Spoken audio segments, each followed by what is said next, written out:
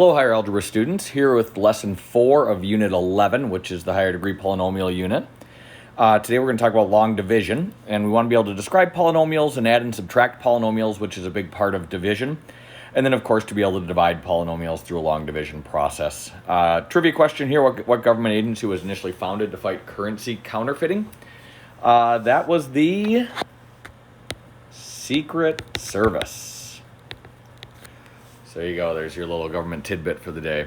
Moving on here, so polynomial is an expression made with constants, which would be the numerical values that you see, the variables, which are the x's in this case on this screen, and then positive and integer exponents on the variables. So you'll see there's an x squared here, you'll see exponents of 3 or higher as we move forward. So to turn these into polynomials, again, this is that foiling process. So as we look at this binomial, meaning two terms and switching it into a polynomial, so more than two terms, so we've got an x squared. Outside is a plus an x. Inside is plus 8x. And last is plus 8. And so we see here that this one, as a polynomial, would be x squared plus 9x plus 8. Similarly here, now we have an x times an x squared. So this would be x cubed to start us out. Outside would be a plus 3x. Inside would be a minus 4x squared. And then last would be a minus 12. Now here you can see our exponents are all different. And so the degrees are all different for these. So we don't need to combine any terms. But we should rewrite this so that the exponents decrease in order. Like this. So again, that's moving binomials into and then we have reverse, going from a polynomial to a binomial, which we would, to complete that, we'd use factoring. And again, here we can use this to help solve for zeros in our polynomials. So in this first one here, with an a value equal to 1 right there, this is again looking for values that multiply to negative 60, but add to negative 4. And so in this case, we could rewrite this then as x minus 10, x plus 6. And you can see there then that the negative 10 times 6 is a negative 60 for our final term. And on the inside and outside terms, you would have a positive 6x and a negative 10x, which adds up to a negative 4. The second one, this is where that grouping method or the AC method that we talked about can be helpful. We've talked about brute force as well, which would be another option on a problem like this. But if we were to group, AC in this case is 6 times negative 12, or a negative 72. So what we're going to do is we're going to rewrite that middle term with two values that add up to 1, but multiplied to negative 72. So in this particular problem, 6x squared, we'll put the smaller of the two first. And so we could rewrite it like this. Negative 8 times 9 does multiply to negative 72, and negative 8 plus 9 does add to the 1 that we need from that middle term. So we're rewriting the same thing here, but we're splitting that middle term again through this grouping process using this AC method. And now I can put parentheses around here and around here. And again, if this value were a negative, if I were to write this as 6x squared plus 9x minus 8x minus 12, then again, to make this a little easier, put the parentheses around and put a plus sign in between them right there. And that way you can kind of keep that plus sign, and it makes it a little easier when you start to pull negatives out of those parentheses if you have a plus sign in there to begin with. And we'll kind of look at both those really quickly here.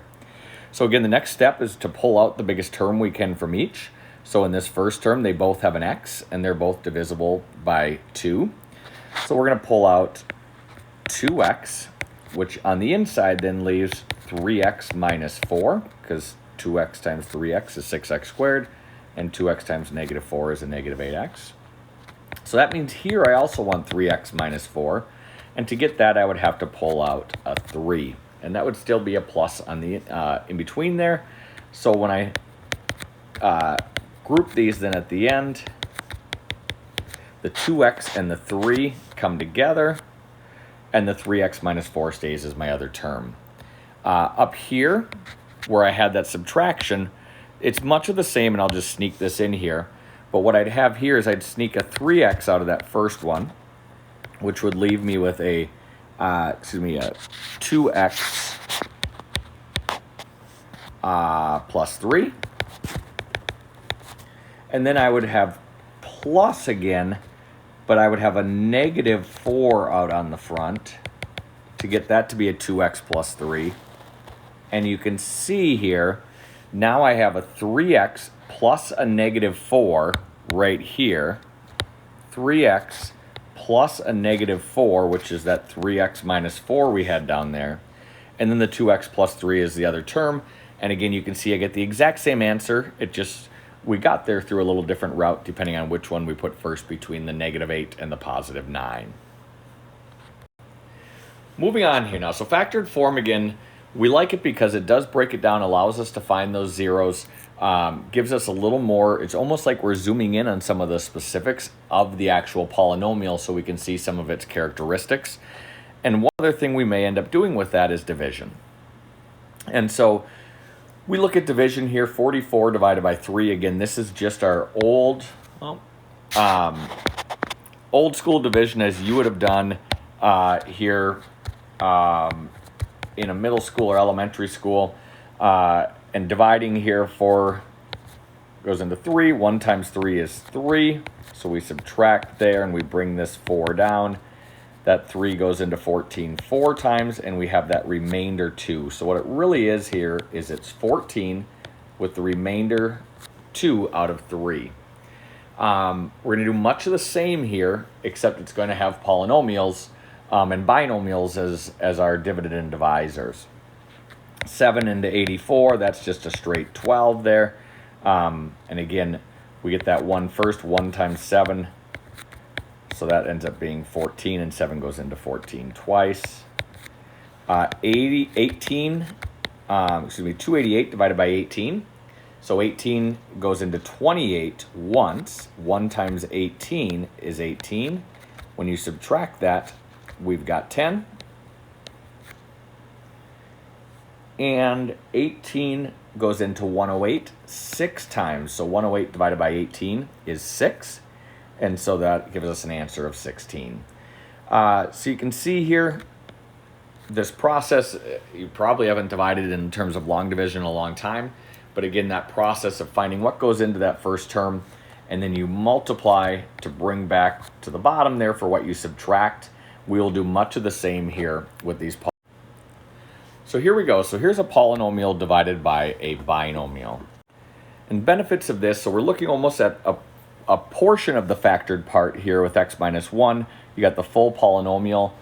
So it gives us simpler expressions with which we can work. It can reduce the degree of the polynomial when we divide. And it does help later on when we get into some, not we in this course, but in future courses, you may get into things like infinite series where this becomes a bigger part of your work. So as we write this, if we write this in our typical outside and inside under the, for division, and we put x squared plus 2x plus, minus 3 inside, x minus 1 outside. So we're dividing by that x minus 1. And so the way we start here is to figure out how many times does x go into x squared. And again, this is as though we were dividing back out. So if you think about this as x squared divided by x. Well, x squared divided by x, this is when you're working with fractions, with exponents, you subtract the exponents.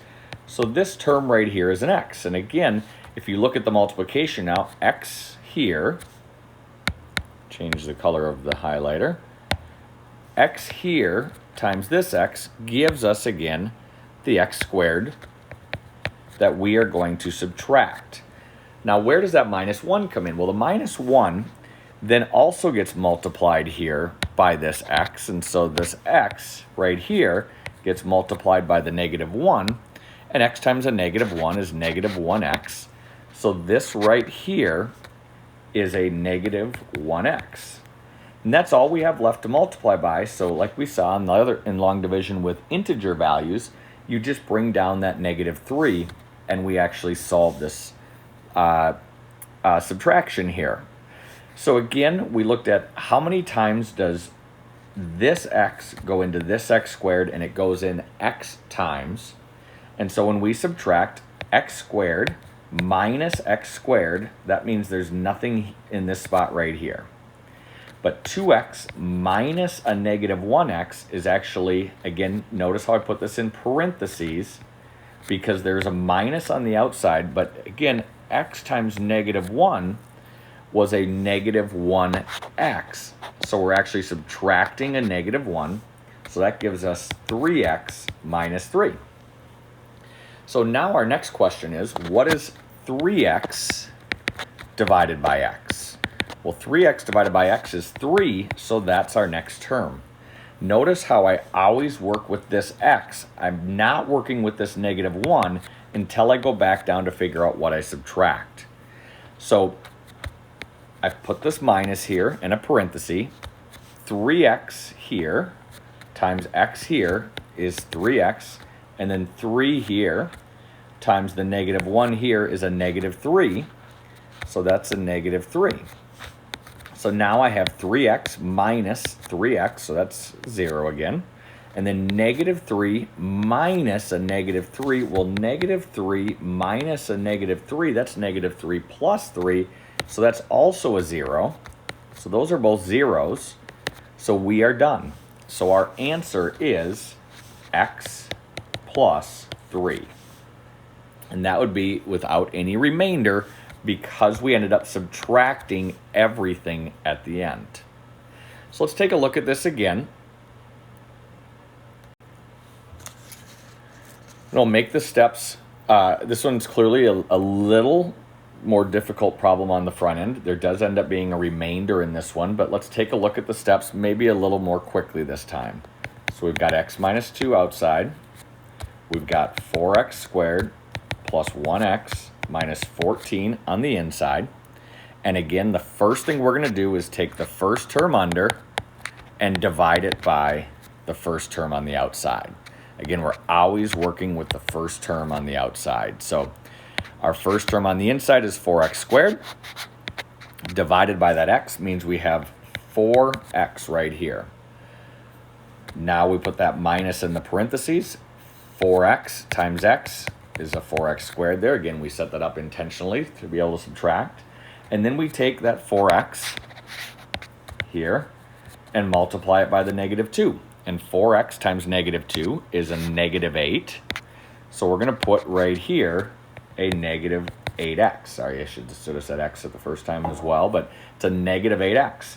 Now there's nothing left, so this 14 just goes and carries down. 4x squared minus 4x squared right here, that's 0x squared, so that's gone. 1x minus a negative 8x, so that's 1x minus a negative 8x, well that's plus 8x, so that becomes 9x minus 14. So again, we go first term, which is 9x, divided by first term, which is x. 9x divided by x is 9, so this is a plus 9. So we put our subtraction there, and our parenthesis, 9 right here, times x is 9x, and then again, 9,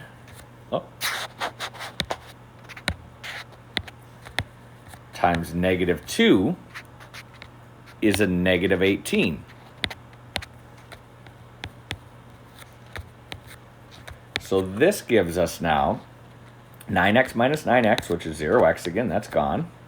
And then we get negative 14 minus, put it here, minus a negative 18. Well, negative 14 minus a negative 18 is negative 14 plus 18. And that ends up being 4.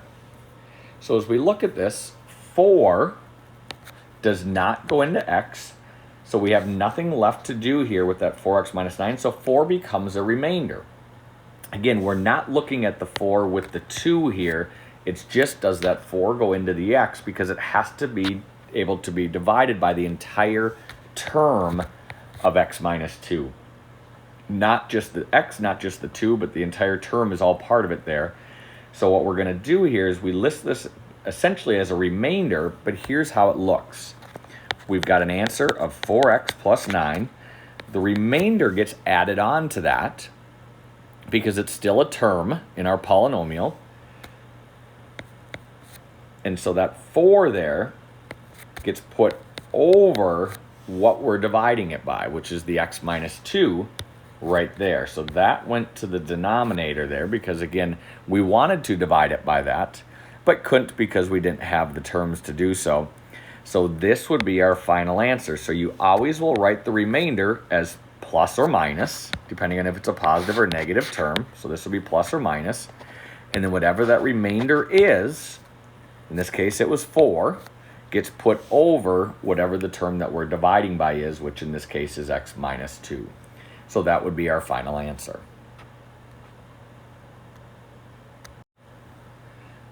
So this one, we just are going to be dividing by x squared. So again, the x squared is going to go on the outside. 4x cubed minus 12x squared minus 8x. So we have no non-x term or 0-degree term, but we do have a cubed, a 3rd-degree term here. So this looks a little different. Obviously, not having anything added or subtracted to that x squared is a little different as well. So the first thing we're going to do is take the first term on the inside and divide it by the first and only term on the outside. Well, 4 over 1 is 4, so this is going to be 4, and x cubed over x squared is just x. So when we go down to what we subtract here, 4x times x squared is 4x cubed, which again is this term here, times this term here, gives us this term here. And then we carry everything else down. That's all we're subtracting now, because we don't have anything added or subtracted in this space right there. So we carry down negative 12x squared minus 8x. That all gets carried down there. So from there, negative 12x squared, the first term that's left, gets divided by what we're dividing by, which is x squared. Well, the x squareds take care of each other, and so all we have left is minus 12. So we have a negative 12 there. We subtract negative 12 times x squared, again right here, times right here is going to give us this term, which is a negative 12x squared. And that's all we're subtracting again. So we've got negative 12x squared minus a negative 12x squared. So that's negative 12x squared plus 12x squared. So that's zeroed out again. Minus 8x. And so that negative 8x is all we have left. Well, negative 8x. So that negative 8x now, again, negative 8x out of x squared. There's a little work that can be done there, but this really is a remainder now because we don't have that negative 8 is what would be left on the top. We have an extra x in the denominator, and so we're left with really negative 8 over x, but that's all the further we can go, so that would act as a remainder here. So our final answer would be 4x minus 12. And again, what was left was technically 8x out of x squared, which we can't fully divide, but we can simplify. And so we're going to simplify that by just removing an x and just writing it as 8 over x. So 4x minus 12 minus 8 over x, that would be our final answer here. One final example here. Again, now we've got a 4-term polynomial divided by 3x minus 1. 3x plus 1. So I'm going to start just again by writing this out. 3x plus 1 is being, is 3x cubed minus 5x squared plus 10x minus 3 is being divided by 3x plus 1. And so again, first term divided by first term, so 3x cubed over 3x would just be an x squared left.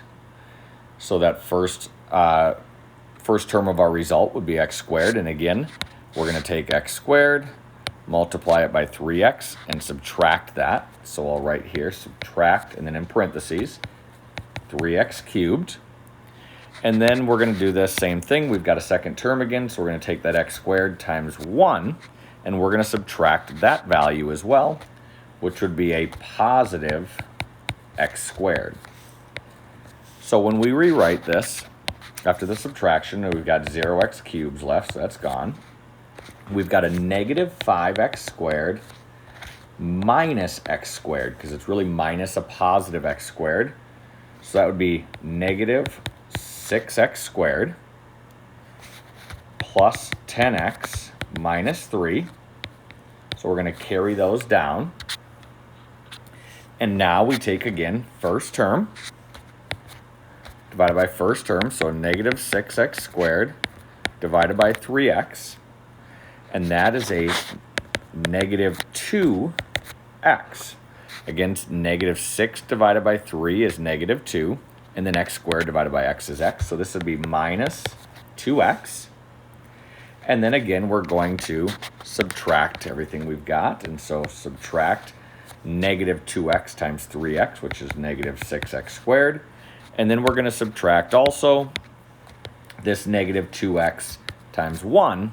So we're going to subtract here as well a negative 2x. And then we'll bring that third term down. So negative 6x squared minus a negative 6x squared is just 0x squared. So that's a negative 6 minus a negative 6 is negative 6 plus 6. We've got 10x minus a negative 2x. So 10x minus a negative 2x. So that's a positive 12x minus 3. Now again, we take first term of what's left, which is the 12x. We divide it by the first term of what we're dividing by, which is the 3x. So that's a plus 4. So we're going to subtract 4 times 3x, which is 12x, and 4 times 1, which is 4. Again, that's a positive 4. So the subtraction lives out front, but we're subtracting 4 times 1, which is a positive 4. So in the end, the 12x minus 12x, again, that's 0x, that's just gone. And then we've got negative 3 minus 4. Again, that's negative 3 minus 4, which would be negative 7. Now you can see the negative 7 we can't divide by 3x. So that negative 7 again becomes the remainder. And what we have here then as a final answer is x squared minus 2x plus 4. And then minus, because it's a negative 7, 7 over, again, what we're dividing by. So that just always gets divided by what we're working with to begin with, which is 3x plus 1. And again, if we can simplify there, we can, but we can't. And so this would be our final answer. I know this is pretty deep and heavy stuff, but again, practice and checking answers can be helpful. Make sure you ask questions if you have them. And thanks for listening.